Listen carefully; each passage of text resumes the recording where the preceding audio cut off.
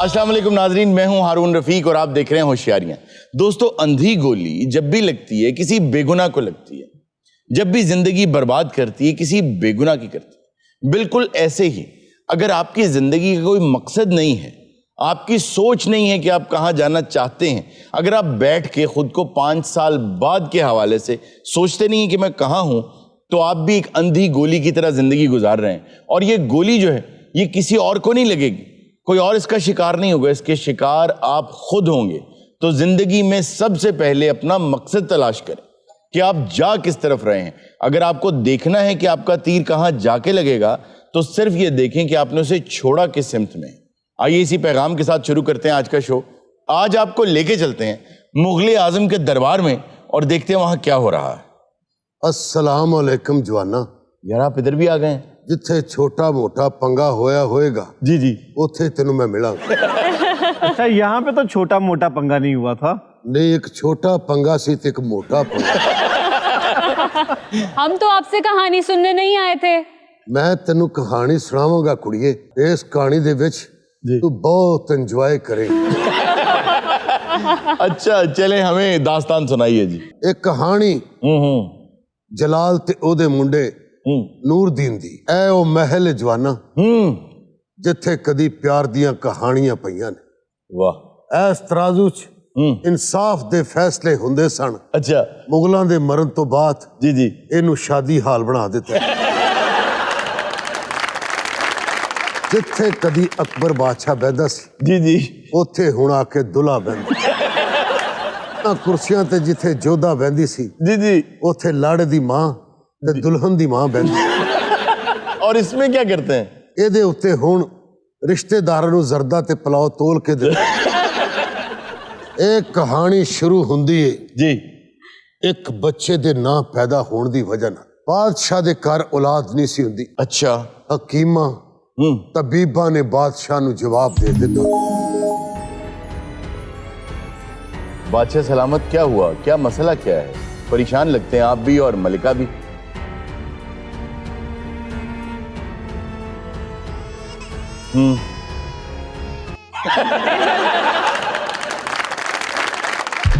ਬਾਦਸ਼ਾਹ ਦੁਆ ਕਰ ਲਈ। ਤਪਦੀ ਰੇਤ ਉੱਤੇ ਨੰਗੇ ਪੈਰੀ ਬਹੁਤ ਦੂਰ ਦੁਆ ਕਰ ਲਈ ਗਿਆ ਹੈ। अच्छा, फिल्म में तो बादशाह के साथ हाथी वगैरह थे, यहाँ पे सिर्फ हाथी अकेला गया। आखिर बादशाह दी कीती हुई दुआ कबूल हो गई। यार ये क्या?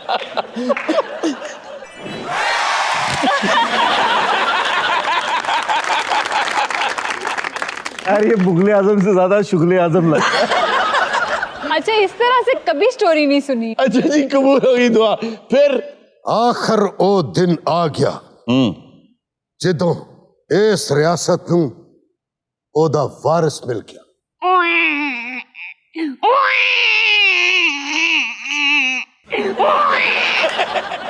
ਪਹਿਲੇ ਦਿਨ ਬੱਚੇ ਨੂੰ ਰੋਣ, ਪਹਿਲੇ ਦਿਨ ਬੱਚੇ ਨੂੰ,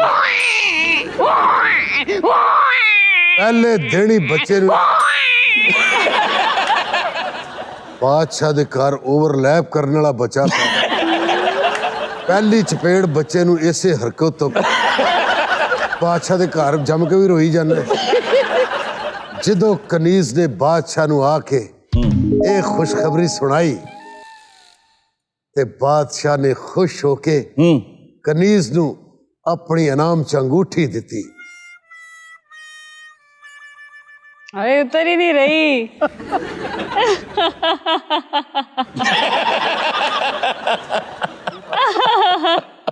अच्छा, वो छीन रही है।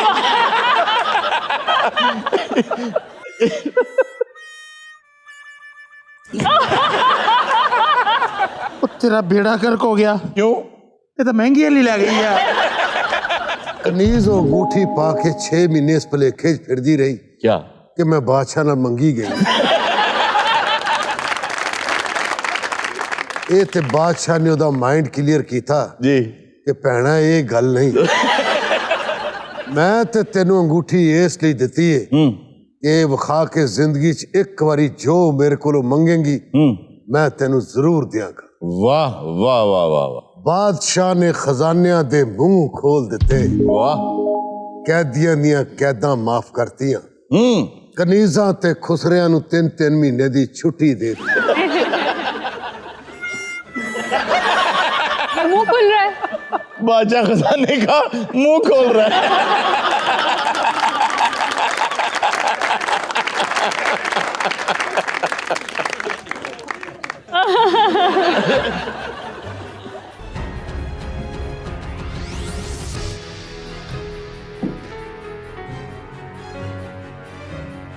अच्छा वो खवातीन से उठवा रहा है। लाड़ प्यार च पलने वाले बच्चे दा नाम सलीम रखा गया। अच्छा, ते बादशाह नू प्यार ना शेखू शेखू कहन लग पिया। क्या वजह थी? बच्चा ही शोखा सी। अच्छा, शेखू जो उसको कहा जाता था, वैसे तो शेख असल में तो कहते हैं कि बहुत समझदार को, बहुत ज्यादा परहेजगार को, जो आपसे बड़ा हो, आपका मेंटोर हो, उसको कहा जाता है। तो उसको जैसे हम सुनते हैं ना, अंग्रेज कहते हैं लिटिल मास्टर, तो ये लिटिल मास्टर था उनका शेखू। लिटिल मास्टर ने महल दे विच हल्कियां फुल्कियां फिक्कियां रखता करन लग पिया। अच्छा, जिस तराजू च इंसाफ हुंदा सी, जी जी, उथे कनीज़ां बिठा के तो उन्हां दा वेट तोलन लग पिया। 10-11 साल दी उम्र च उन्हें अपना जाती परमट भी बना लिया। हल्का फुल्का टुन होके ते कनीज़ां दे पिछे पिछे नसना शुरू करता। अच्छा।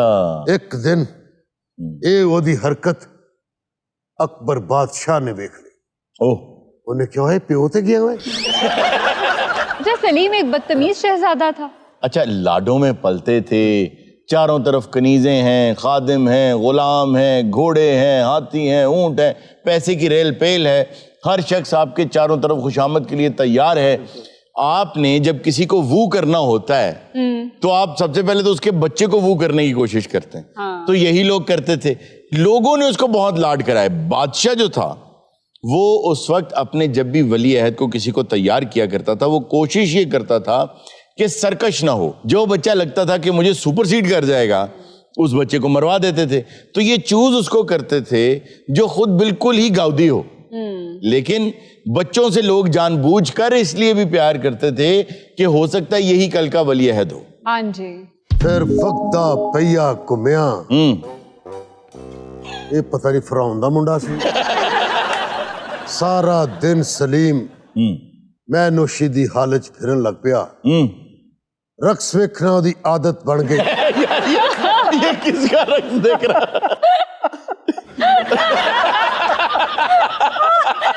ओह गॉड, मुझे बहुत अफसोस हो रहा है सलीम पे। शहजादा होके उसकी ये हालत है। आज सलीम ने दरबार विच पुतलियां दा तमाशा किया। शहजादा हजूर, आप यकीनन खुश हुए होंगे, मुझे कुछ दें। इतनी महंगी शराब और इतना सस्ता डांस। ये क्या किया आपने? उन्हें क्या नहीं मैनू कुछ दियो जी, मैं धक्का देता। बादशाह ने एक दिन सलीम दियां हरकतां वेख लईयां ते फिर उन्हें मान सिंह नू बुलाया।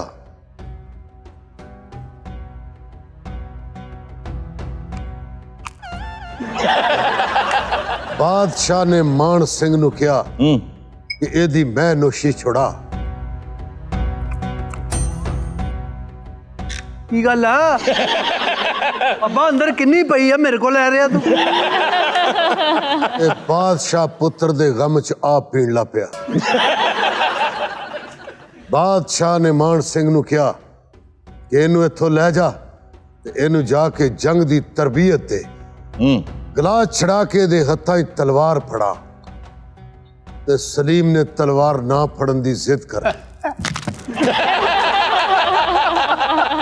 तो बहुत ही लाडला बन गया।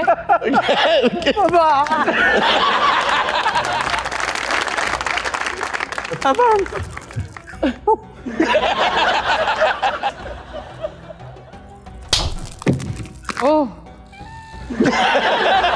सलीम थप्पड़ खा के जमीन ते निशो वांगू डिगया।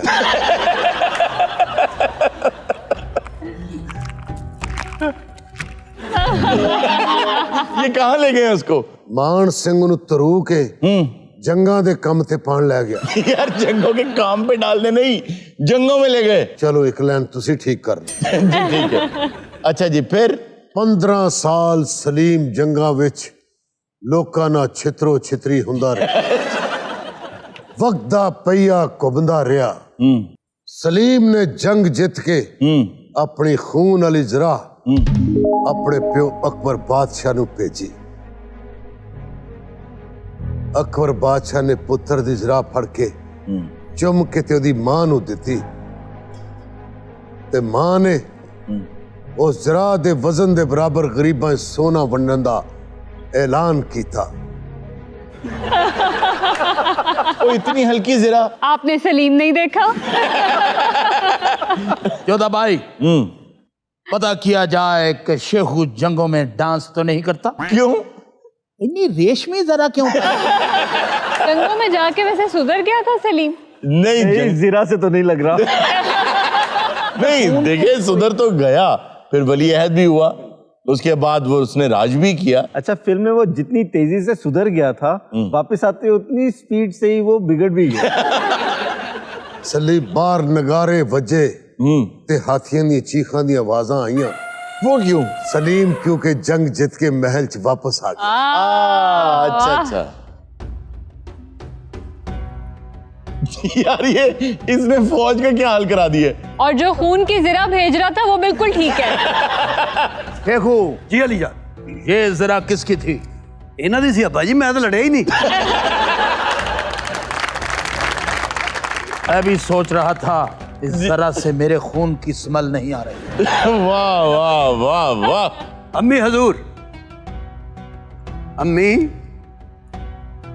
अम्मी अपनी आंखें खोलकर अपना रिजल्ट देखें।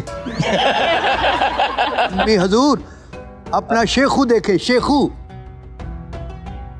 अच्छा ये माँ आंखें क्यों नहीं खोल रही? मां अखां इसलिए नहीं सी खोल रही कि किधरे पहली नजर वेखां ते मेरे पुत्र नू नजर ना लग जाए। वाह। माँ तुम देख सकती हो। मेरा सलीम एडी छोटी उम्र दे विच एडियां वड्डियां जंगा जित्ता है। ये अम्मी मुगलां चो नहीं सी, ये मौले जड़ च काम कर दी। अम्मी हजूर, मैं जब से जंग पे गया हूं, मेरा ख्याल है कि मेरे गम में आपने हाथ तक नहीं धोए, मुंह भी नहीं धोया और पैर भी नहीं धोए। माँ से ऐसे कौन बात करता है? मेरा ख्याल है दरबार में पानी नहीं आ रहा। सलीम दे आन दी खुशी च बादशाह सलामत ने कनीज नू आजाद कीता। ते इन्हां कोल इक्को ही कनीज है। इथों आजाद कर देने ते वड्डे गेट तो फिर फड़ लेंदे। अब्बा जी, मैं जंगा लड़ लड़ के इन्हें तानू पैसे भेजे ने ते इस तो इलावा होर कोई खरीद नहीं। ऐसी बात नहीं है शेखू, दरबार में खनीजों के अंबार लगे हुए हैं। बादशाह सलामत को अदाब कहते हैं। कोई ऐसी बात नहीं कनीज, ये दरबार में बादशाह से ज्यादा सीनियर है। अब्बा हजूर, क्या बात? ये ताली किसी तरह वापस नहीं हो सकती। इसको आजाद करना। इस कनीज को आजाद कर दिया जाए। आपने तो मुझे आजाद कर दिया, लेकिन मेरे दिल पे सलीम का राज है। कनीज, अब मेरे तो बड़े बड़े तेरे मुंडे दे मुंडे है। तो शर्म कर। अब्बा ये दरबार दा नीला थोथा मेरे जोगा रह गया। इनू आजाद नहीं करना, इनू शाही किले दे साइकिल स्टैंड दा ठेका दे दे। महल दी कनीज बहार जिदे कोलों बहार कदी छू के भी नहीं सी लगी। वो अपने मन ही मन विच सलीम नू वेख के हिंदुस्तान दी मलका बनन दे ख्वाब वेखन लग पे। वाह वाह। ओए मैं मर गया, वो मेरी कंड सड़ गई।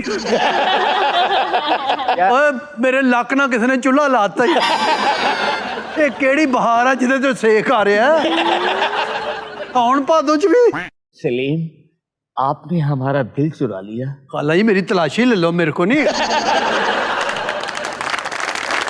नाज़रीन वक्त हुआ एक छोटे से ब्रेक का, कहीं मत जाएगा, अभी मिलते हैं ब्रेक के बाद। पहले दिन बच्चे नू रोन, पहले दिन बच्चे नू,